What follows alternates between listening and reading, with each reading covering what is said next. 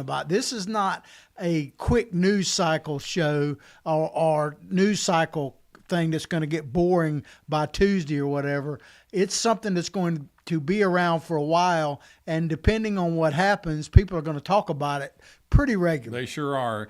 And, a lot of people, not a lot of people, but some people tend to get weak knees when you start something. And as before the show started, we were talking about when you set a plan in motion, when you decide, all right, we're going to do tariffs or we're going to get our debt under control, these things, and you see what the Trump administration is doing, people go from, yeah, we want to do that. But once you start, it's like we were talking about when you go on a diet. When somebody goes on a diet, the average diet lasts about as long as until they get hungry, and then they go off of it because it becomes hard.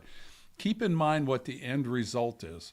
We want to get this trade deficit that's been going on for 40 or 50 years, and those things, when they become $600-800 billion trade deficits, it's from a lack of paying attention, it's from dereliction of duty, and it's from incompetence of the people that we elect to get these things under control. And you look at our debt, it's the same thing. And so we set a goal. The Trump administration set a goal. They've implemented, and we're going through it. And what are your thoughts on that? Well, my first thought about it is when you look at it, that this is something that is long overdue and has been Way coming overdue. for quite some time. And, politicians, let's just be fair. Politicians on both sides of the aisle, presidents on both sides of the aisle, for really my whole lifetime, Ted, have really dropped the ball when it comes to, they talk about free trade, but the only country that's had free trade is probably us. We've been the victim of the other side of it. And Donald Trump, love him, hate him, whatever, is trying to correct that. And it really is more than just the tariffs themselves. It is a global economic shift, if you will, that I think the president's trying to pull I think you're off. 100%. If you go back to presidents, George Washington was the first to state, we want honest and open and free trade with all nations. And then he threw in their entanglement with none. And so he talked about it back then. Of course, that came out of Adam Smith's book that he wrote on capitalism. So here we are, we're going through it. He's announced these things on the middle of last week or towards the end of last week. I was up in D.C. on Wednesday and Thursday, and I think it was Thursday he came out on it, Liberation Day. And already Vietnam, who is our 10th largest trading partner, they've come and says, you know what, we'll go to zero. And you're going to see other nations do the same thing. If you look at ethanol, Nebraska, I think, is the second largest producer of ethanol in the United States. We ship ours, or we bring in ethanol from Brazil, zero tariffs. But we ship ethanol from Nebraska to Brazil, they put an 18% tariff on there. What's the deal here? If we're going to play and be allies and trading partners, let's go to 0-0 and let's let the market work it out. Yeah, and another thing that people need to understand about what President Trump is doing is it's not just the tariffs themselves, because you'll see the left now talking about the percentages.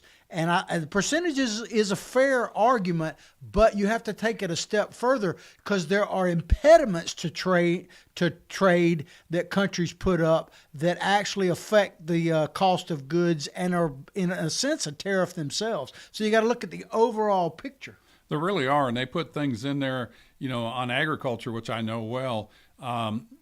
This country used to use growth hormones in different livestock species. In the hogs, there was one called ractopamine, which the industry-wide has gotten away from that probably 8 to 10 years ago.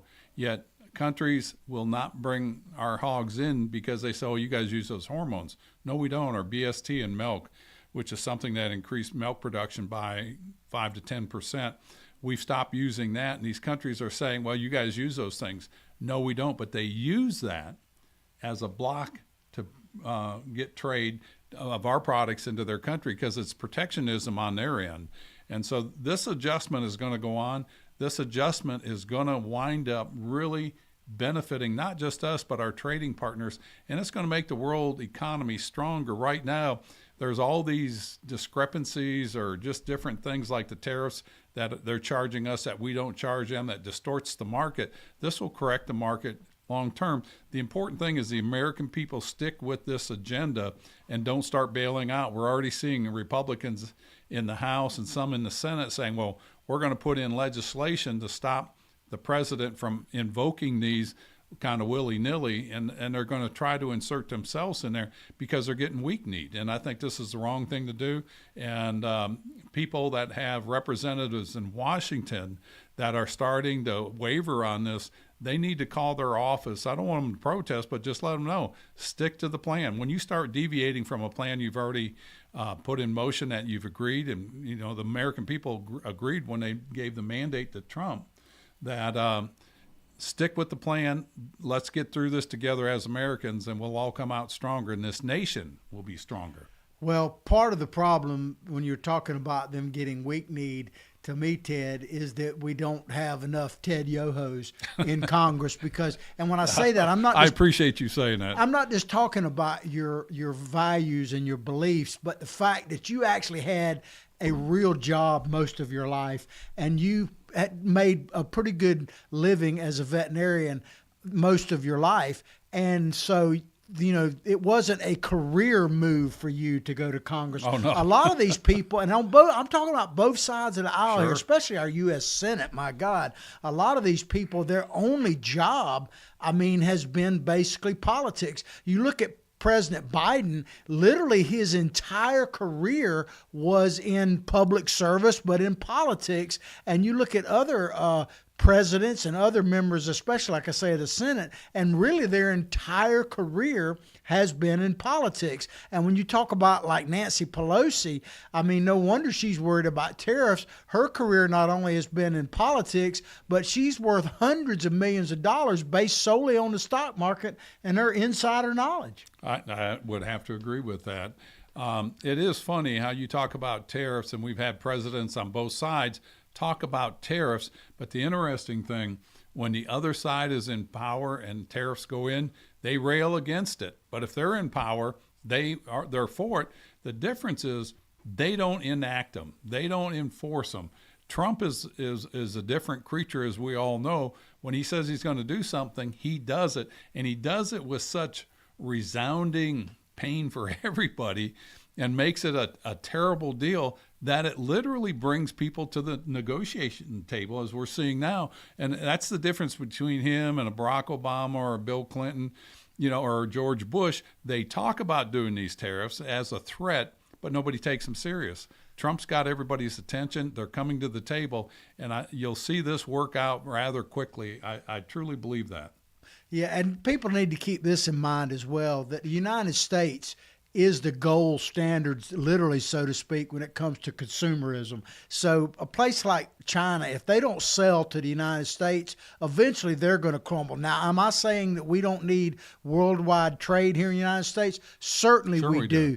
But we would be able to weather the storm. There's many other places that would not if they didn't have access to our markets. Well, and America has about 80% of the world's capital in market capital, and so we do have a heavy hand in this, and it is something that we've allowed the trade deficit, even though we had 80% of the world capital market, that the trade deficit we have, it's time for somebody to adjust that, and Trump is doing this, and this is where people have to stand behind him. It's going to be painful for a while, but keep in mind, if this country were to collapse economically, how painful that's going to be, and that's going to be 100% across the board for every program. Every person in America will reel from that, and we don't want to see that. And if we don't take proactive steps in this, and this is a proactive step, it'll be a disaster that nobody has ever seen in their lifetime. Yeah, absolutely. Well, there's tariffs across the board on things, but I want to use an example and get on your expertise, Ted, because this is right up your alley, and it's about the tariffs on agriculture, how it affects agriculture. And this comes from a Breitbart story.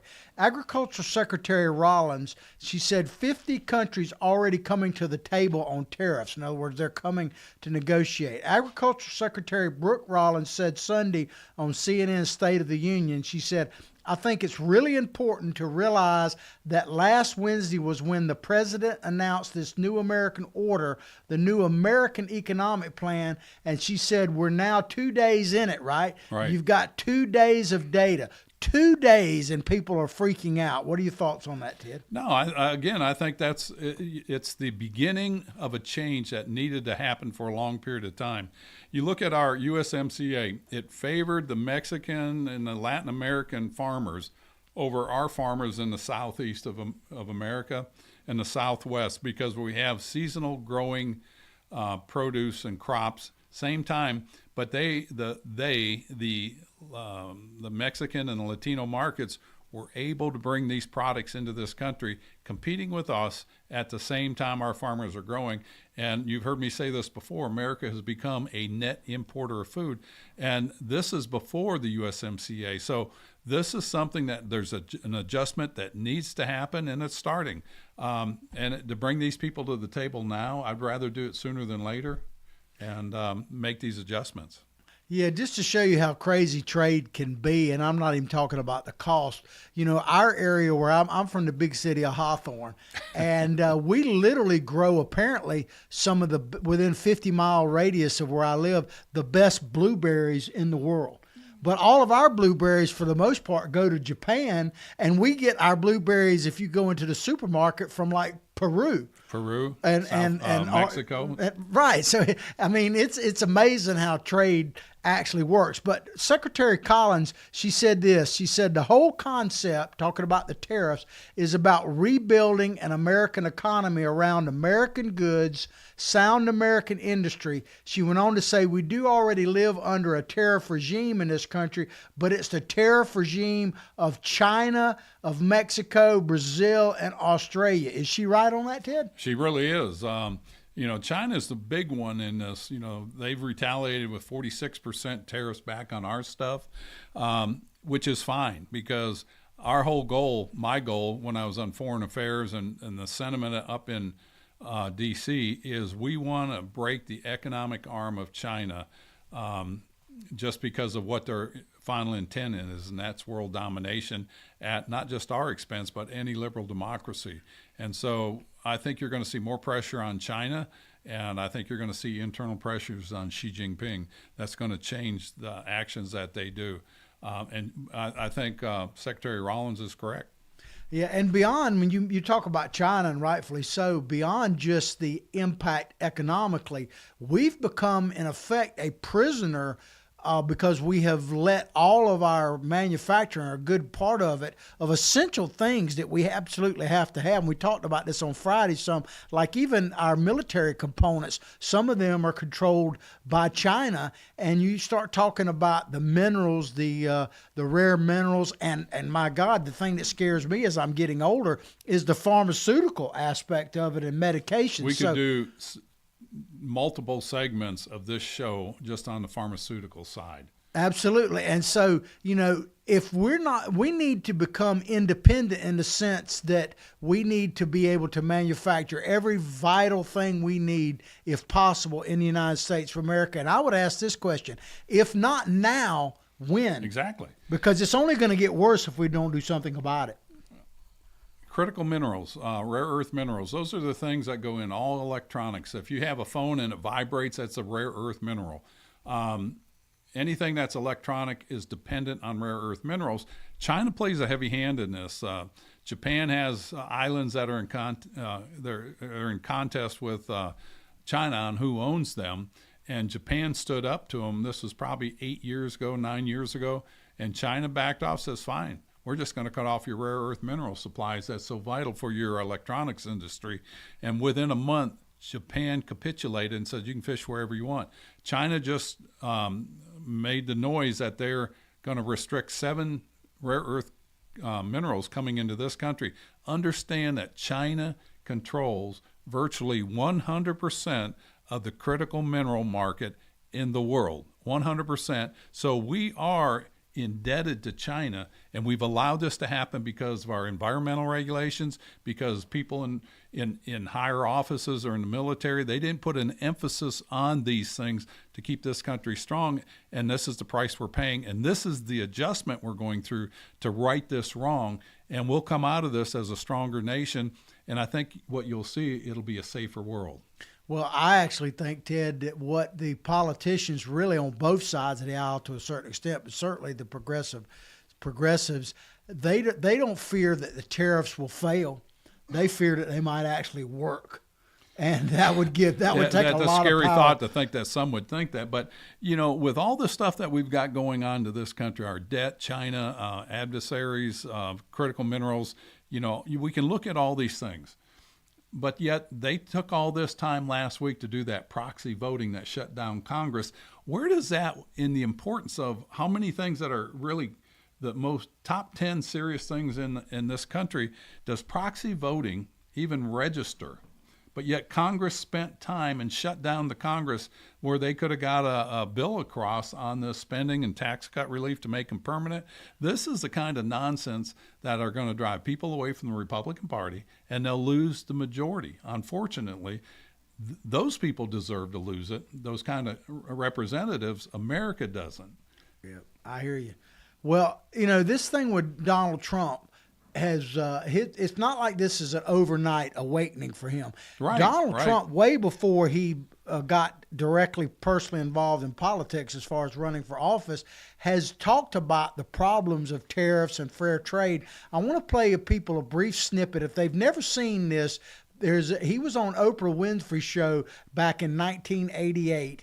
And we're just going to play a small clip that talks about the tariffs. But if you've not seen the full video, you probably ought to check it out. Maybe I'll post it on our Facebook site. It's a good video. But here's Donald Trump in 1988 on Oprah Winfrey talking about what he's actually carrying out right now. Last year criticizing U.S. foreign policy. What would you do differently, Donald? It's a joke. I'd make our allies, forgetting about the enemies you can't talk to so easily, I'd make our allies pay their fair share. We're a debtor nation. Something's going to happen over the next number of years with this country, because you can't keep going on losing $200 billion, and yet we let Japan come in and dump everything right into our markets and everything. It's not free trade. If you ever go to Japan right now and try to sell something, forget about it, Oprah. Just forget about it. It's almost impossible. They don't have laws against it. They just make it impossible. They come over here, they sell their cars, their VCRs, they knock the hell out of our companies. And, hey, I have tremendous respect for the Japanese people. I mean, you can respect somebody that's beating the hell out of you, but they are beating the hell out of this country. Kuwait, they live like kings. The poorest person in Kuwait, they live like kings.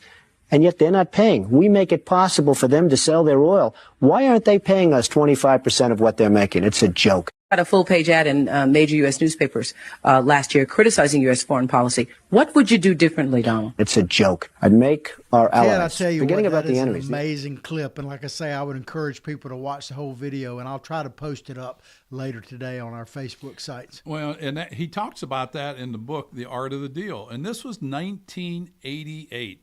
President Trump, if you listen to him then, he was setting the groundwork to run for president. This is not something he came up with, in 2013 or 2010. He's been thinking about this and formulating strategies to do this. And I can say that because I started thinking about running for Congress back in the late 90s.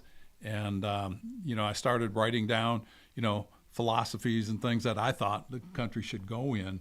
And, Trump did the same thing. So I can say he was thinking about that back then. I feel really assured about that. While you were saying that, when I was listening to the president again back, obviously in 88, I think there's a couple of reasons why Donald Trump is the man that he is and is the president that he is.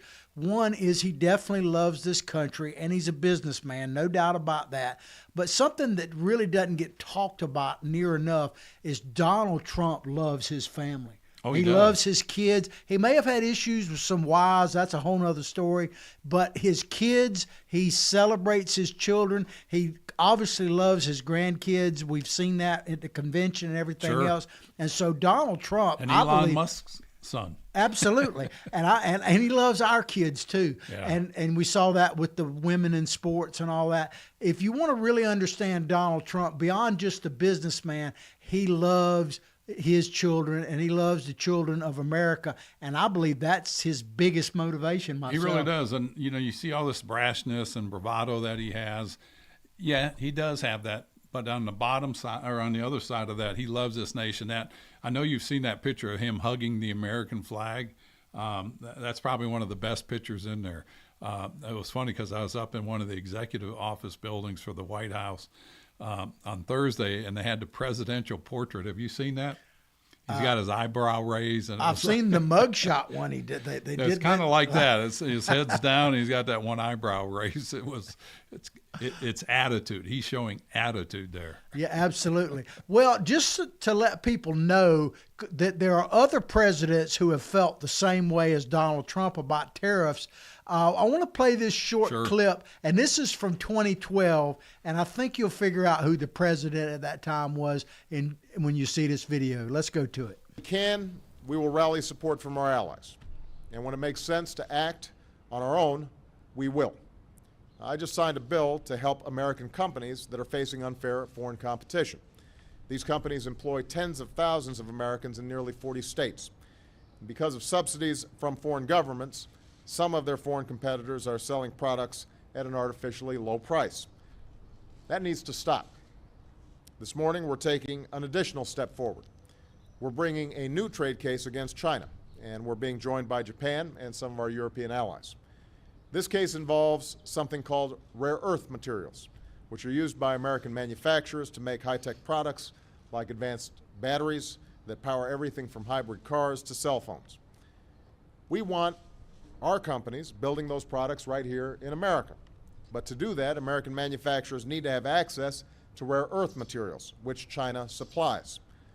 Now, if China would simply let the market work on its own, we'd have no objections. But their policies currently are preventing that from happening. And they go against the very rules that China agreed to follow. Being able to manufacture advanced batteries. And there you have it. There's Barack Obama essentially sounding like Donald Trump, or Donald Trump He almost sounded pro-American. Yeah, he almost did there, where he's basically saying that it's the duty of a president to defend the economy of the United States of America, which is exactly what Donald Trump is doing. And we could have played 50 other clips of Democrats a few years ago coming out for tariffs, including Nancy Pelosi. Well, and it's all that. rhetoric. So they've got it rhetoric, and they talk about these things, but they don't put it into action. And, Trump did the same thing on foreign assistance. Everybody talked about it. They wanted to get rid of it. He did it. And then they get mad because he did it. So people are fickle. Well, we're getting ready to go to a commercial break, but before we I just want to read you people this little stat, because people are worried about Donald Trump and, is he losing popularity? This is a poll that was taken by DailyMail.com of over 1,000 registered voters between March 31st and April 3rd. So the week all of this is happening, and it's right here. President Donald Trump's job approval rating rose 4 points during tariff week from 49 to 53%. So I think that shows you the American people, maybe not the American politicians, but the American people are behind Donald J. Trump. I would have to agree with that. And that's what it's going to take. People sticking with him, supporting these tariffs. Things are going to get a little bit tougher. Things might be in short supply. Prices may rise. But the end result is what we're looking at. And don't lose focus on what the end result is. This country will be stronger financially. Social Security, Medicare, those programs that people depend on. Our veterans, those programs will be stronger because the federal budget will come down. They're doing a combination of cutting programs, the waste, fraud, and abuse, plus growing the economy. You look at the amount of investments that have already come in or been pledged, it's in the trillions of dollars. 3 to 5 trillion is what I've heard. And the payoff from that will be 2 to 3 years from now from the new jobs. Well, we're going to take a quick commercial break. Please check out our sponsors and certainly support them. If you'd like to be a sponsor of our show, look at the little tagline on your screen that says Contact Freddie. Come one, come all. Absolutely. We'll be right back. Although the owner of Lewis Oil Company maintains she is 29, Lewis Oil turns 60 years old in June. Chevron would like to recognize the North Florida second-generation family-owned business, celebrating its growth and staying power. Lewis Oil Company maintains significant on-hand supplies, strategically located fuel depots, a delivery fleet, on-site service, fuel card locks, and convenience stores. Lewis Oil Company understands its responsibility in the local economy by providing service and delivery on demand and in crisis. As a first responder for 18 Florida counties and the Southeast from Texas to Virginia, we are proud of this rare accomplishment. Lewis Oil delivers. This is Ward Scott, and I want to thank all our sponsors who keep the show going and pay the bills. The Ward Scott Files premium sponsors are Crime Prevention Security Systems, large enough to serve you, small enough to care. Meldon Law, the only official injury partner of the Florida Gators. The Ward Scott Files Gold sponsors are Lewis Oil Company, Shoot GTR, On the Spot Dry Cleaners, R&R Construction, and Style Cuts. If you are interested in promoting your business on the show, you can visit our website, www.wardscottfiles.com, and click on the Advertise Here banner on the right side of the page, or call my friend Freddie at 352-284-3733. Again, thank you to all the great businesses that support the Ward Scott Files. And remember, if you like the show, thank our sponsors and support the businesses that support us. What you just said is one of the most insanely idiotic things I have ever heard. Everyone in this room is now dumber for having listened to it. May God have mercy on your soul. Ward, that very much surprises me that you've never been tased. You can't handle the truth! All bees poop. A warthog. He's going to come up the steps. Here he comes. Oh my goodness, and he's huge. Hello, boy. I wonder if we can pet him. Hi, boy. Can we touch him? No, don't. Help me! Help! Help!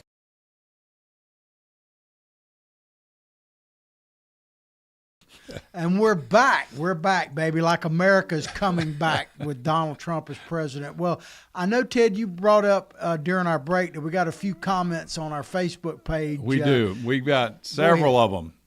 And I want to go through there and we encourage people to go ahead and bring these comments to our attention. But just this last segment, when we were talking about the trade and President Trump, we've got one that says he never wavers. He's doing what he said he was going to do. This next one, this is what's good for America. This is going to make America strong. The payoff will be years from now, and we just love him. So keep these messages coming in. We love to hear your comments, and we'll talk more about this. And let us know what you want to talk about. We've got so many things that we can talk about. And I was laughing when the camera came on, and I apologize. Every time I see that warthog, I think of being chased by a hog like that, and I think of Ward. Not that he was a hog, but he just loved that warthog. Absolutely. And Donald Trump is dogged as well. And there were comments I've seen, not on our Facebook, but I've seen around that Donald Trump is going to fold and all that. Don't bet on it. Do not bet on that. Well, we had some joyful comments on there, but we had a lot of anger that was here locally. Tell me that's not around true. the country. Really? Believe it or not, there are people just who can't imagine are all pissed off in America right now. Can you say that? You're not going to get censored? Well, I don't think I'll get censored yet. But this is from an AP story, but it really is across the nation. Angry protesters from New York to Alaska and even in Gainesville assailed Trump and Musk in hands-off rallies. Thousands of protesters in cities dotting the nation from Midtown Manhattan to Anchorage, Alaska, including at multiple state capitals, they were in Tallahassee, assailed Trump and billionaire Elon Musk's actions on government downsizing, the economy, immigration, and human rights. So I want to go through these few topics they brought here and bring this and kind of break down their grievances, because they have a lot of grievances. So actions on government That's typical. downsizing. That's expected. They're talking about DOGE. So they're mad that they're trying to make government less expensive and more efficient. Right. Can you imagine that? I just don't understand that. I mean, why would we want to do that? I mean, I think everything's great. Let's just keep spending money we don't have and printing it. So, you get somebody in the White House that's willing to make these changes, and they get mad that you're trying to make a better life for them and their children down the road. Yeah, well, it kind of reminded me, I used to do a show called John Martin Talks, and one of the listeners chimed in, Denise, and she's been a long-time supporter of mine. But, I have a lady that hit me up on a message this weekend. Her name is Bare Hand, and she is a Native American. And I was surprised how many Native Americans at first that I had when I was doing my show. And of course, Donald Trump carried the Native American vote. But I think the reason is that I've come to figure out is that Native Americans are very freedom loving. They believe in freedom, sure, and they don't trust government very much. Can you imagine that? I can't imagine why. And they saw the heavy hand of what the progressives were doing. The old Southern Democrats like your dad, I mean, they're salt of the earth people. And I had a lot of my supporters were the old Southern Democrats. And the new ones today, the ones that are led by Bernie Sanders and Chuck Schumer and the squad, those people are bad for America. And not just the Native Americans, the Hispanics, black male voters, pretty much the majority of the people in America that voted in this election, they know that direction that those people, the Schumers, the Sanders, the AOCs, they're taking this country in a place that nobody wants to go. And we've seen this throughout history.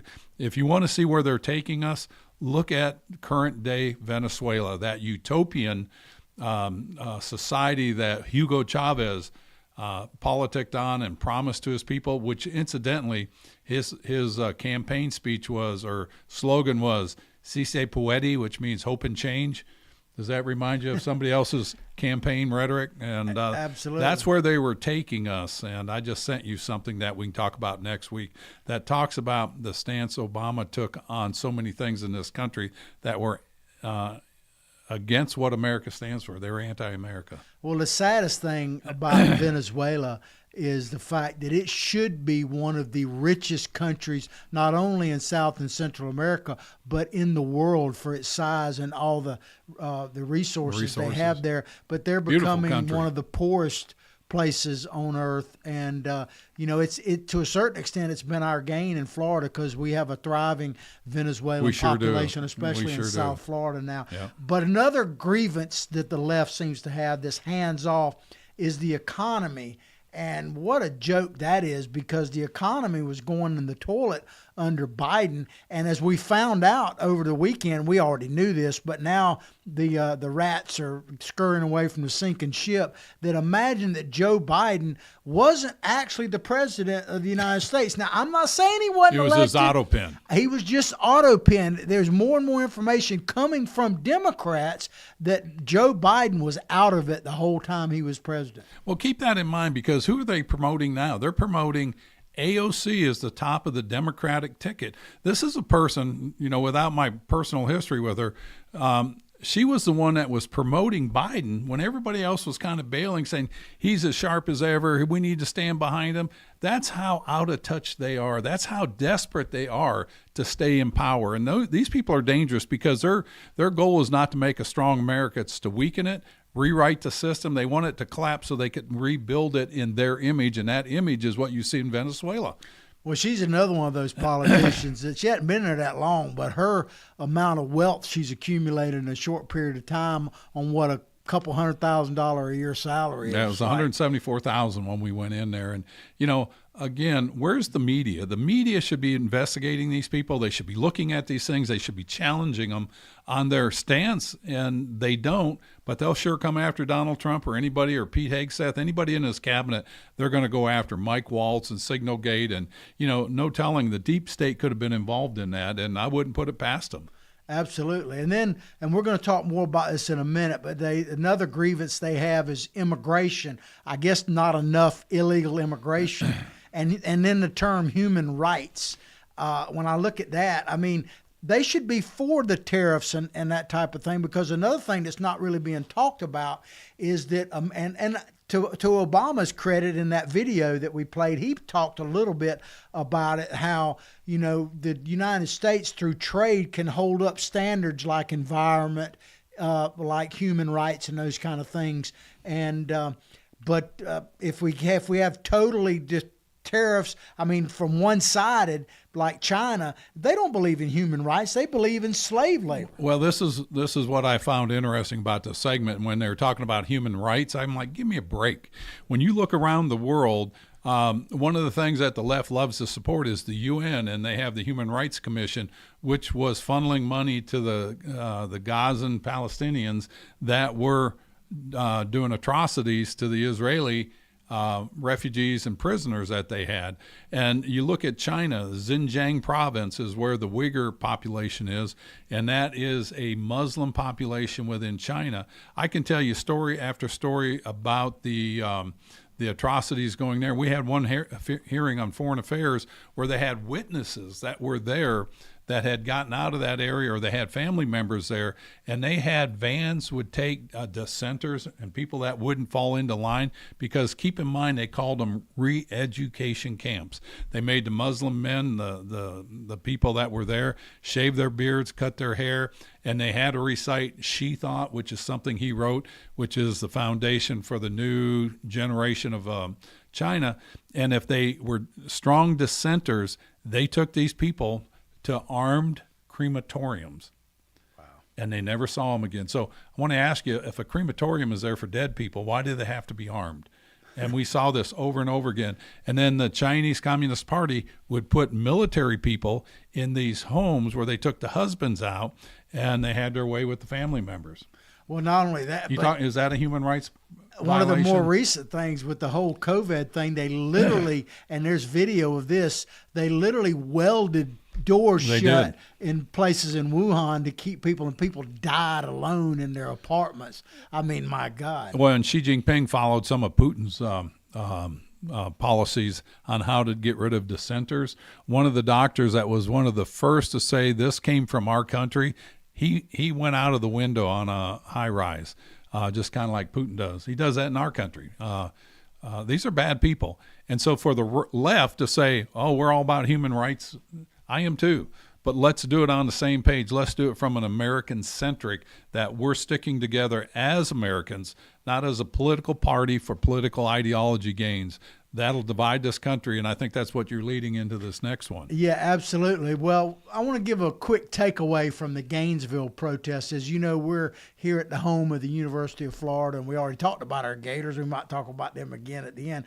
But one of my takeaways, and this meme pretty much, if we could put it up there now, it shows what I would take away, because these students and faculty members who can't seem to pay their student loans have now become economic geniuses. Yeah, that was a great one you had there. Yeah, they can't pay their student loans, but they want to tell us how to run the country and what the effects of tariffs are going to be. Give me a break. And they also talk about, along the same veins, and Donald Trump has come flatly out and said he will not ignore the courts. But, of course, Biden, when he was up there saying, ignored the courts on and tried to do it so many different ways for paying off student loan. But, one of the things, speaking of geniuses, and I know you're concerned about potentially a civil war in the United States of America. So I want to play someone who I wouldn't say agrees with you, Ted, but probably not. This guy is a real genius, and we're going to play a short clip. That's of where him. He doesn't agree with me. We're totally opposites. My television. There he is. Sorry. and watched Ken Burns' famous miniseries. And boy, you can see now that we are in a pre-Civil War culture now. When they describe things back then. Well, we stopped it at the 30-second mark because to play Alec Baldwin any longer would be cruel and unusual punishment. But he's worried about a civil war, maybe so he'll have something to shoot at. I don't know. Is that bad? That's a low, bro. When Alex Baldwin starts talking about stuff like this in Hollywood, this falls right in line with what we've talked about several times about Ray Dalio. But it's not just those two. We're hearing this around the country. And this is where Americans need to come together and be Americans and get away from this political divide we have, get rid of this ideology. We're all Americans in this country. Excuse me. It's biblical. A divided house can't stand. President Lincoln used that in many of his addresses. We have to come together and be a united States of America. And until we do that, we're going to continue to go down this path. But it's a path I don't think anybody wants. And let's hope we can get out of that, because you're educating, motivating, and activating people on our show. Motivate, activate. Become the person that people go to ask who to vote. Become the solution. Absolutely, because we cannot save ourselves from ourselves if we're not acting. And that's right. One of the themes of our show to me is you can't just wait on politicians to solve the problem. That's why Donald Trump ran for president and why he's doing this tariffs, because you can't wait on just the political elite to do it, or it will never get done. You can, and I saw a lot of people come into Congress like I did. I was just fed up. In fact, our campaign slogan after about 2 hours of trying to decide what it was had enough. Just had enough of them not fixing things. And, let's get people in there that are willing to lay their careers on the line to make this a better country for everybody, not just a political party or an ideology, but for what America really does stand for.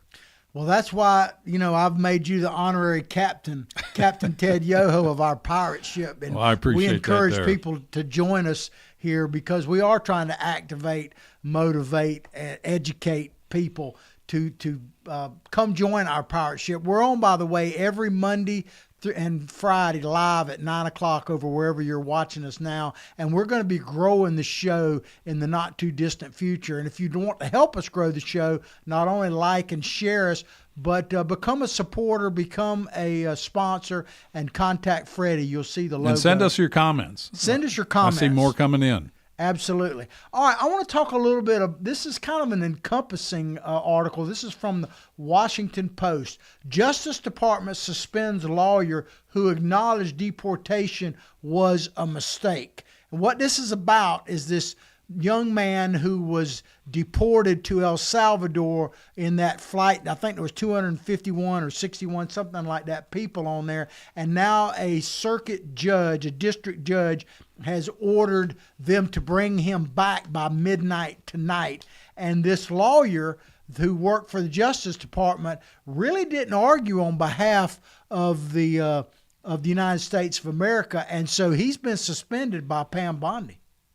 Yeah, you're going to see, there are going to be people caught up in that, and it's unfortunate. And so what we need to do as a nation, if they're legitimate claims, bring these people back. But, don't jump on, too many people want to say, oh, see, look what they did. They deported somebody that shouldn't have been. But until the facts are present, I wouldn't make any assumptions at this point. Well, here's the thing about that, Ted. I mean, he's here illegally. Forget the gangs for just a second. Right. He's here illegally, so he could be deported no matter what. He was deported back to his home country. Now, whether or not he should have been put in prison and all that is really probably more up to El Salvador than us. But the reason why they didn't deport him in the past is because they said because he was a gang member that he might be under threat of death from a rival gang. So we're defending gangs, brutal, murderous gang members from being hit by other brutal, murderous gangs. And he may be under threat of death going back, but yet how many Americans were under the threat of rape, robbery, death in this country? I hear pretty much at least once a month, where somebody had a severe car wreck, where somebody got killed by somebody that was here illegally driving with no driver's license and no insurance, and we hear it all the time. This stuff has got to stop. Well, we just literally had it happen at University of South Carolina this past week. That's right. Had a young man crossing the street very close to campus and was run over, hit and run by an illegal immigrant who then fled the scene, and they finally caught him. But this guy had been deported multiple times. And had had a DUI conviction before, and yet he's still here in this country. They talk about you can't prevent all crime. That's certainly true. But that crime is easily preventable because that person should not have been here. Right, and this goes back to Alejandro Mayorkas. That person was bad. Of course, he wasn't operating on his own, and I can't say it was Biden or Harris. They didn't have the mental capacity to do what they were doing. It was the puppet masters that were controlling those strings. And it'll all come out why they were doing this. And that's another segment we could do all on it, just on that. But these things have come to an end, and stand tough with the president and the administration on these policies. These aren't for his personal satisfaction. These are for the betterment of this country, and everybody needs to keep in mind, when you go on if you want to start an exercise routine, you go out and exercise hard for 2 or 3 days, what happens? Muscles get sore, and you're like, I don't think this was a good idea. That's where we're at. It's painful, but it's going to get better. We just need to keep on the path of what he's trying to accomplish, and support that. Absolutely. Well, I just want to read something here. Come on, pull that up. That Carolyn Leavitt, the press secretary for the White House, said. She said that the government has no power to return Abrego Garcia because he is in the custody of the Salvadoran president, Nayib Bukele. She went on to say, we suggest the judge contact President Bukele because we are unaware of the judge having jurisdiction or authority over the country of El Salvador. And I say, amen, justice served. But I don't understand how they can expect the president to negotiate for the release of someone who should have been deported originally way before Donald Trump ever came to the White House. It would be interesting to see him take this up with Joe Biden, Kamala Harris, Mayorkas, and Merrick Garland, of why they let him into the country as a gang member, somebody that's been deported. Well, you mentioned Joe Biden, and it just popped in my head. I don't know why we hadn't talked about this before, but about a month ago at some function Joe Biden and Jill attended, he said for the record that he was asked about the Democratic Party, and he said he and Jill were ready to help rebuild the Democratic Party. To this moment, I don't think anyone's taking him up on that. What does that tell you? Is this a SNL skit? It's just crazy. We can only hope that they do. Well, Ted, here's a topic you wanted to talk about today, and I think it's a vital one. This is Hakeem Jeffries, who, God help us if we ever lost the House, would be the Speaker of the House of Representatives. He threatens to file a lawsuit over the delayed, quote, special election in Texas, because we had a congressman, unfortunately for his family and friends, that passed away in Texas back in March, literally just a month ago. Right. And Hakeem Jeffries is threatening to sue the governor, Abbott of Texas, if they don't call an emergency election to fill that seat. He's just a special person, Mr. Jeffries. He's calling for this because it's a Republican governor that's holding up election, according to Hakeem Jeffries. When you listen to Governor Abbott, it makes perfect sense why he's doing this. But on the flip side of that, you got Governor Hochul, who was holding up an election for Lee Stefanik's seat. And it was all politics because it was a red seat and they didn't want another Republican in there. So she was holding this, and this is a case of the kettle calling the pot black, or however that thing goes. And so when it's their side, it's okay. It's perfectly legit. But if it's a Republican governor, this is bad. They're destroying our democracy.